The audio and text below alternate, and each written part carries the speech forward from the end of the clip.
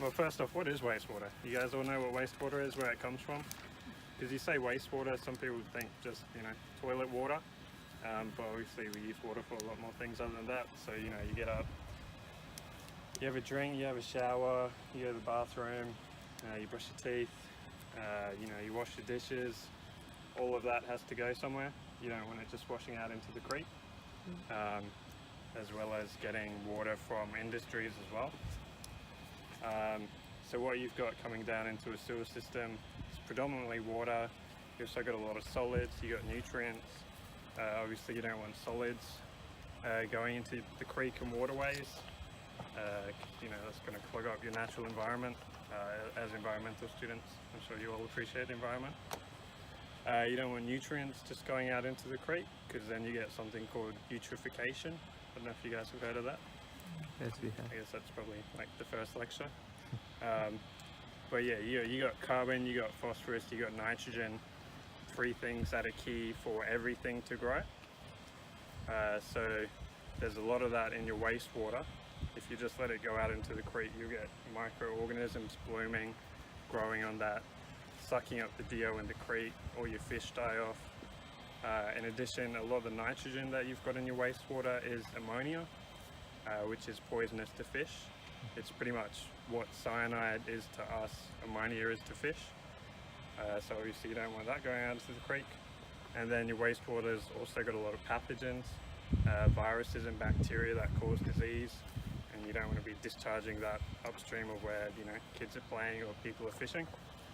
So yeah, that's your 3 main areas of treatment: solids removal, your bioreactors to get the nutrients, and then your disinfection.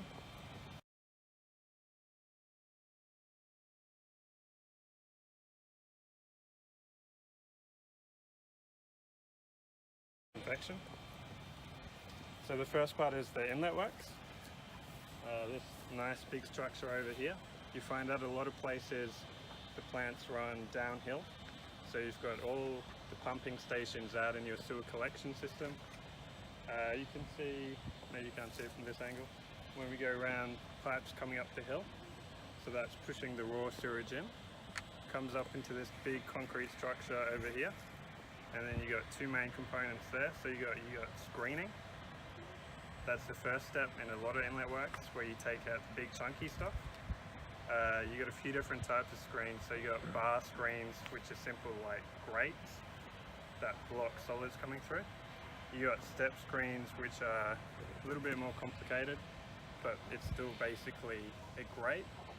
But it can easily clean itself by doing this stepping motion and pushing up the screenings that have accumulated on it. So you can get them to be a bit closer, smaller aperture, so they block more things. What we've got here are the more advanced kind, and if you're building a new plant, you'd be using some of these. They're called band screens. So if you've got a simple grate, you're only really blocking things in one dimension. So if something's thin enough, it can slide through the bars. Even if it's long, if it's thin enough, it can slide through the bars. So what these band screens have is they've got little holes. I think, maybe 5mm? 5 or 6. Yep. So 5 or 6mm little holes. Very, very tiny. You've got a whole heap of them. You got your influent wastewater hitting that. The clear stuff, the liquid, goes through those holes, continues on. Your solid stuff, which is called your screenings, they start to build up on the band. When they've built up too much and you can't let water through, what happens is the band rotates, lifts the solids up to the top, and then you've got spray nozzles, which will knock those screenings off into a trough. That eventually makes its way out into a bin to be disposed of.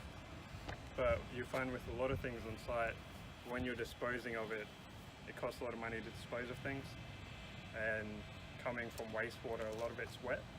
So before disposing of it, you've got what's called a wash press, which, it's just like a screw which helps separate the water from the screenings. After your screens, so that's taking out the big chunky stuff, you got grit removal. So in addition to the big chunky stuff, which can be all sorts of crazy things, you get kids' toys, hygiene products. And then after you've taken out the big chunky stuff, you got a grit chamber. So smaller particulate stuff that your processor is going to break up, but you want to get out of the wastewater because you don't want grit. Think of it like, I don't know, like minerals and dirt and stuff. You don't want that building up in your creek, and also you don't want it building up in your process, clogging up pipes and pumps and mixers.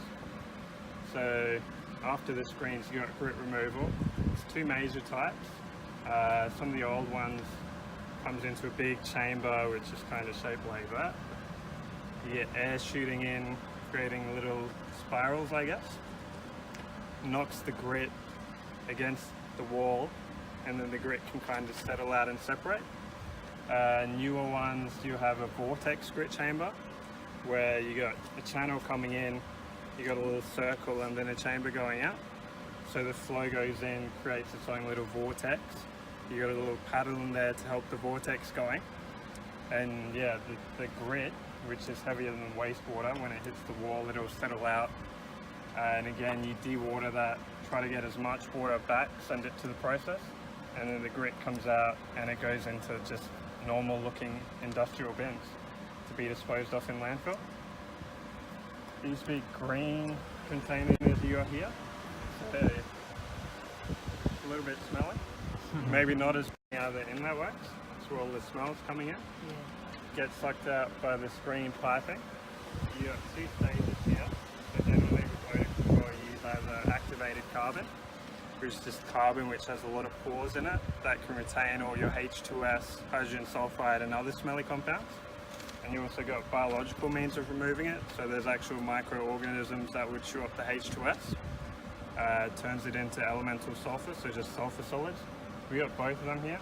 So you got bio removal in that, and then anything that makes it past the biofilter will get taken out by this little activated carbon chamber here.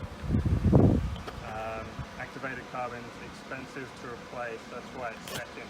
So you try and do most of it with the biological removal, and if that can't handle it, then you got some carbon, and whatever's left just gets vented out the stack. So that's the inlet works. So everyone, even though you've got really small aperture and you can trap really small things, they're not always 100% effective. There are little gaps around the place where things can get around.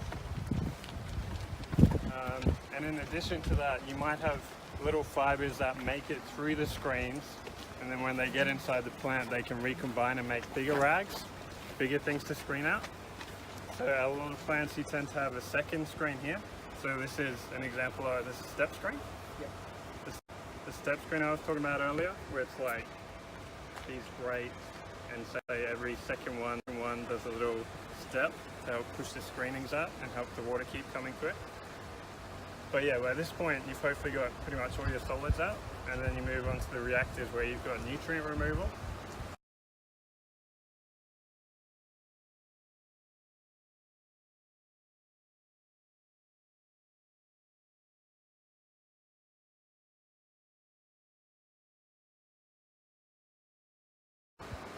So this is an example of an oxidation ditch.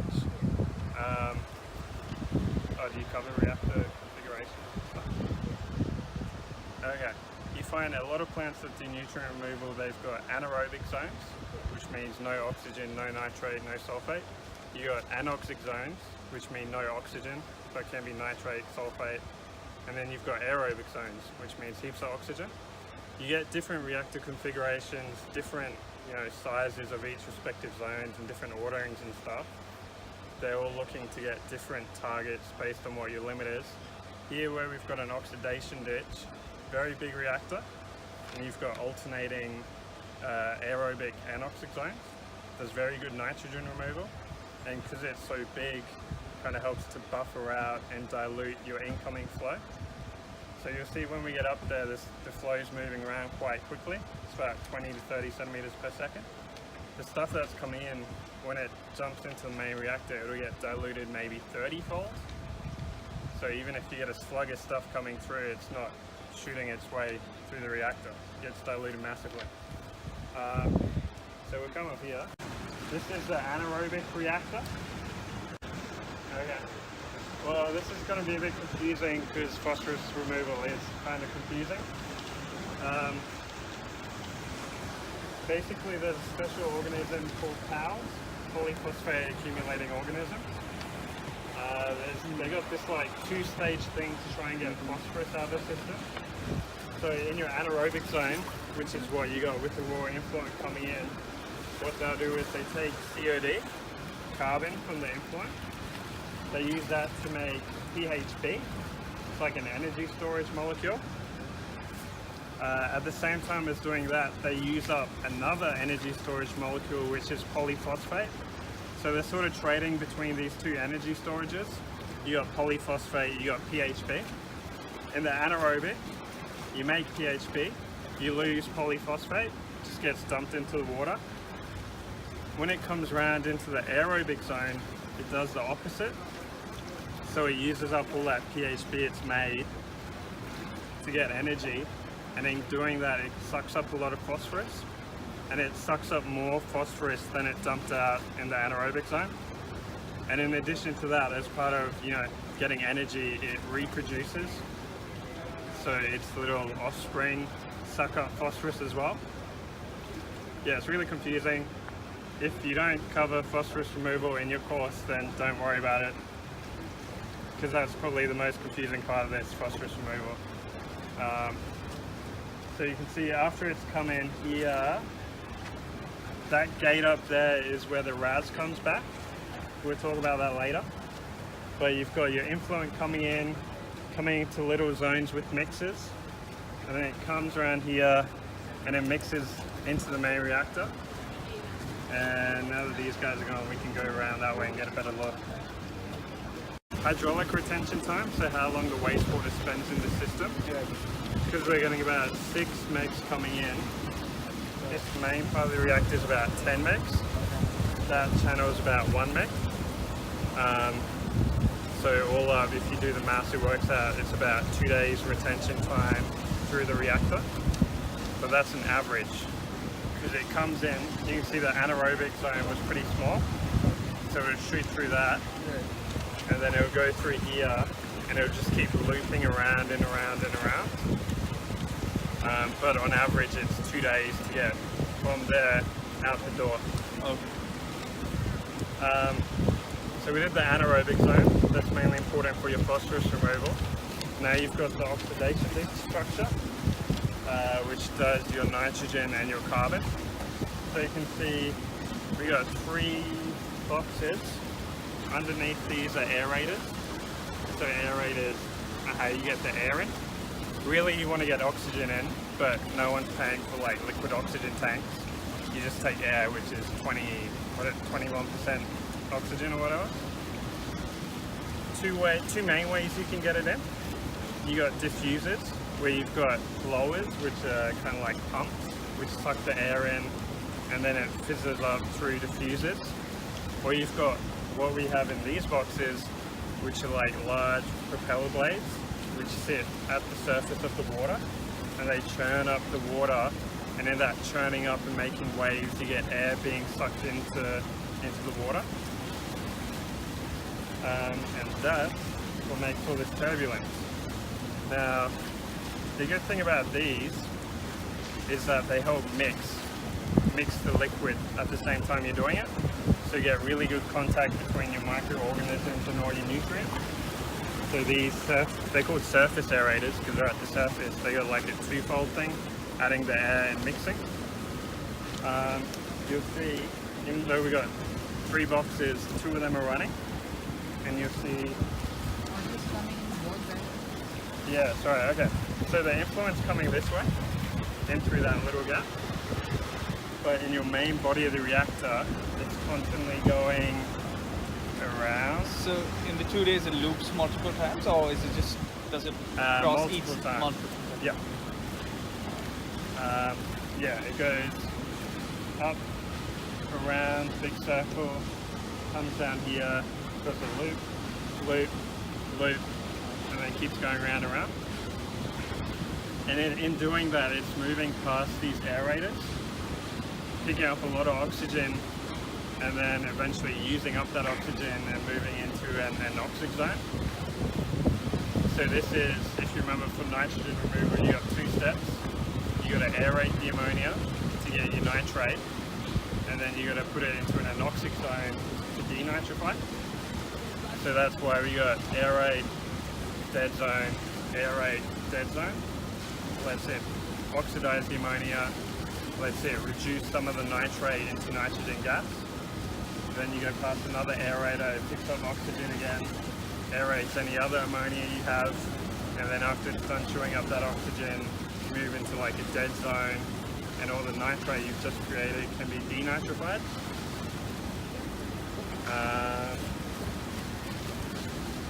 So that's your phosphorus and your nitrogen. In terms of carbon, you've used up a lot of your incoming COD to do your phosphorus removal and your nitrogen removal, like your denitrification, and also in growing your microorganisms, they take up carbon to like build their bodies. Any other COD you have will probably get oxidized by the oxygen. So you got carbon, you got oxygen, make CO2, and it produces energy for the microorganisms. So yeah, in doing anaerobic, anoxic, aerobic, anoxic, aerobic, you've gotten rid of your phosphorus, your nitrogen, and your carbon. Is there sulfur as well that we need to remove? If you got sulfur, which you do get from drinking water treatment and the cleaning chemicals people use, a lot of it becomes H2S in the sewer, which is, I guess, taken out by the odor control.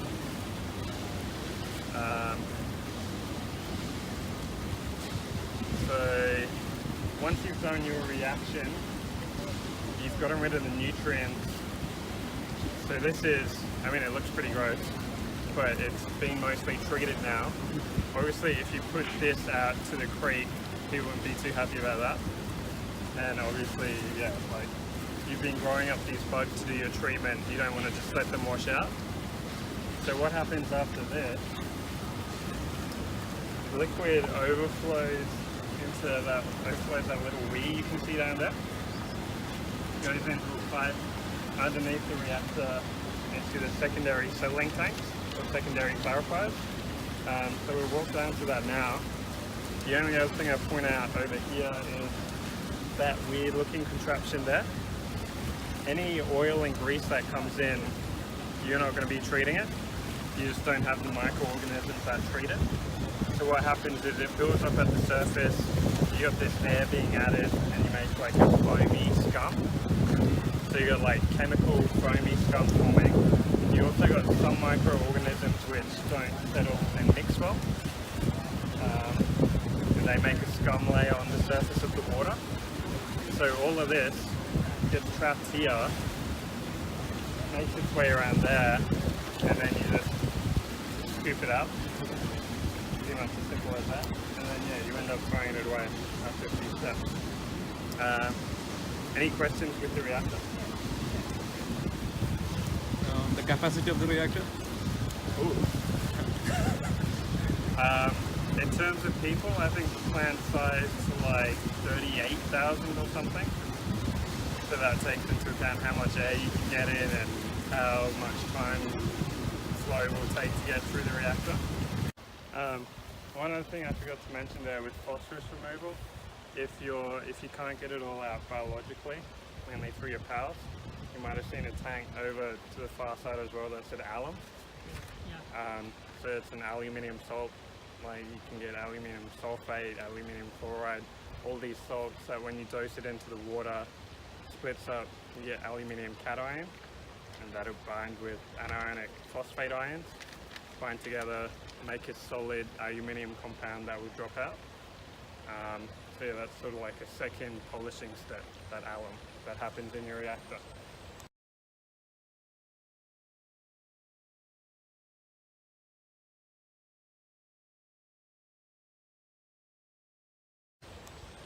So you've done your reactor, you've treated the nutrients, but then you've got this brown liquid containing all your microorganisms, your activated sludge. you want to separate that out and push it back to the process, and then let all the clear effluent go out. So these secondary settling tanks are pretty much just massive tanks, and then with your what's it called, conservation of volumetric flow equation, it's like massive increase in surface area, so you get a massive decrease in velocity. So even though there was a lot overflowing up there, when it comes up and into these tanks, you got flow coming out from the center columns, coming out towards the edges, and then coming up over the edge. By the time it's coming up over the edge, it's only flowing up at like 1 meter per hour or so, just averaging. So all the solids in there, which is slightly heavier than the liquid component, settle out, and then you get clear stuff overflowing out the top. There's a bit more to it than that, because you can see there's different rings and baffles and stuff around the place. You got one baffle in the center which stops stuff from just shortcutting over the side. You got one ring around the edge which keeps you scumming. And then yeah, as you can, I guess we'll come out here to see it. You can see the clear stuff flowing over the top to the raw stuff that you had coming in. But you still wouldn't drink it because it hasn't been disinfected yet.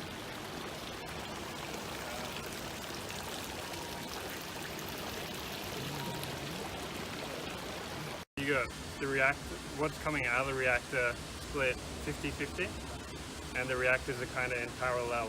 So it doesn't go into the first one, then the second one. It splits up, each takes about 50%, and then whatever overflows comes into chlorination.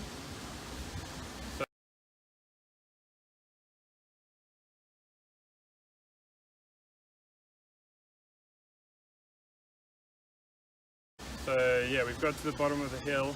This is the last or second last process. You've got your solids out, you've got your nutrients out, now you just want to disinfect it. So at the head of this tank, you're dosing chlorine. On this side, it's come from chlorine gas. The only real alternative that I know about for chlorine is using UV, like you have ultraviolet tubes, but apparently they're really expensive and a pain to maintain. Or you can have membranes, which the pore size is so small that it only lets the water through, doesn't let viruses through. What we've got here, and at a lot of our big sites, we've got chlorination.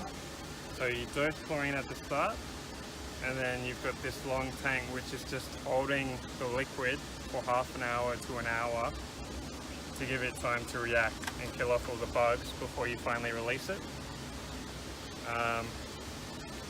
And then as an add-on to this, well, you don't find much in Australia, but you have, I think it's pretty much everywhere in the US, and what you've got at this plant in Logan, I think that's it for Cleveland, for Queensland, you've got dechlorination. So you've added in this chlorine to kill all your pathogens, but then obviously the chlorine that's harmful for pathogens is bad for fish and other aquatic life in your creek. So you dose in the chlorine, you disinfect, and then you try and take it out.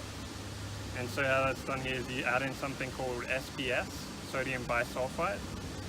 So whereas chlorine is an oxidizing agent, which strips electrons and kills pathogens, the SPS is a reducing agent.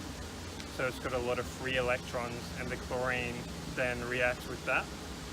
You get sodium chloride, just table salt. And so yeah, you take out the free and reactive chlorine from your water before it goes out to the creek. You get salt water and the fishes are happy. But I don't know, it's not very interesting to show. It's just 2 tanks of SBS. I don't know if anyone really wants to see it. How long does it take for that reaction? Very quick. So the chlorine, you want to hold it for half an hour to an hour, which is this whole tank. Then as it overflows at the end, you've got this little chamber where you dose into SBS, and it very rapidly, within seconds, takes out the chlorine. And if it doesn't do it enough there, then it's pretty long flight before it actually discharges into the creek. Yeah, so very quick. So SBS, if we go around there, it's just 2 tanks that say sodium bisulfite, and then pumps that bring it up to the back. What's more interesting is the dewatering. Oh, I guess, can you guys see this? No, just water, I guess, if you're interested in that. And then when you're talking about chlorine, you got free chlorine and total chlorine, whereas free chlorine is like free, floating around as chlorine, easy to react. Total chlorine is not only that, but includes the chlorine after it's reacted. So here we're concerned about free and total chlorine. We do like dechlorination. That's because we got a sensitive creek here. At other places where you don't dechlorinate, you're really concerned about free chlorine. So you got 5 milligrams-ish reacting, and then you normally try and keep what's going out the door to less than 1. I think the limit's 0.7 or something. I don't know. We got different limits at different plants. But yeah, 5 milligrams per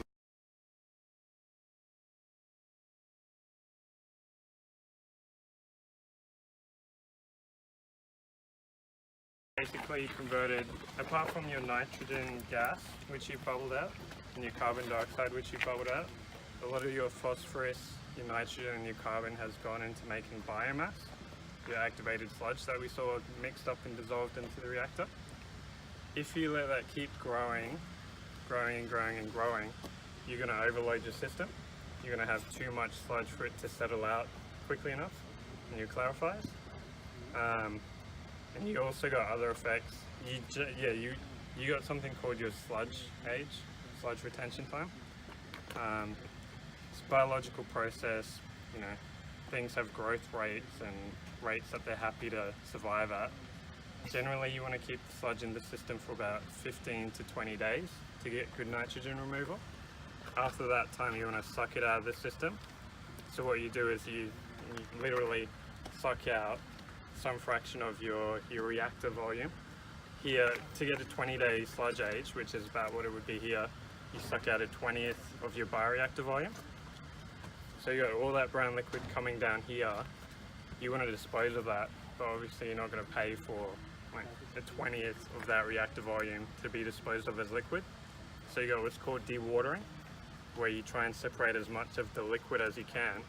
Because you're at a wastewater treatment plant, you can work with that liquid. You just want to get the solid component out of it. You got a few different ways of doing it. You'll see at a lot of plants they got what we have here, which are filter presses.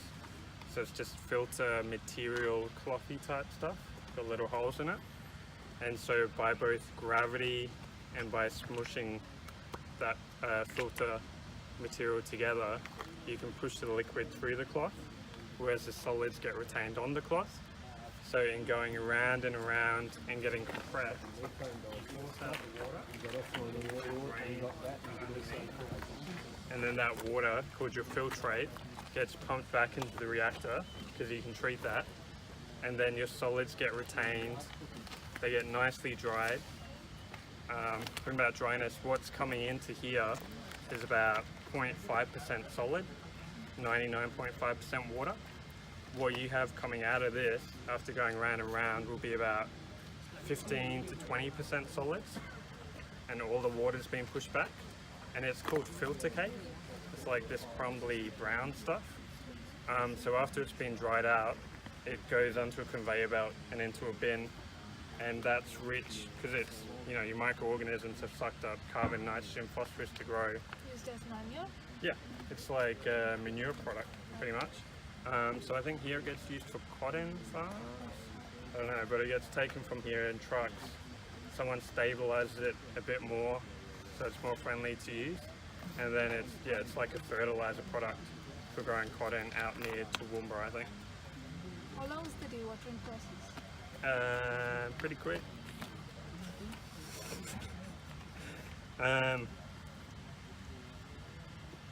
Yeah, I don't know in terms of minutes or what, but getting 5% of that reactor liquid through here through both of these might take 6 to 7 hours.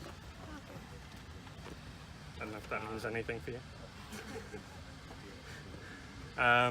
So yeah, you got filter presses. There's a few different ones you can have. You can have centrifuges, which are like a centrifuge, like a density separation thing to get water going one way, solids going the other way. And you can have screw presses, which are like, you got a rotating screw on the inside of this chamber. around the chamber you've got little perforations, and then as the sludge works its way through, the liquid makes its way out through the perforations and the solids get retained in a little plug that gets pushed along. But at the end it all looks pretty much the same as that filter cake. That's pretty much it. From our plants, you find what gets wasted, the biomass called was, comes straight out the reactor.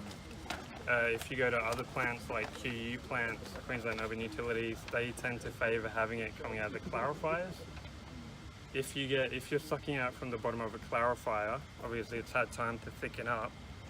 You don't have to push as much volume through to get the same amount of solids. But then the catch with that, as you get stuff settling out over the day, you're not sure what concentration that's going to be.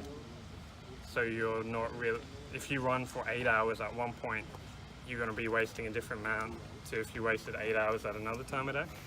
So at our plants, you just take it straight out the ditch where it's this massive volume and it's fairly consistent concentration.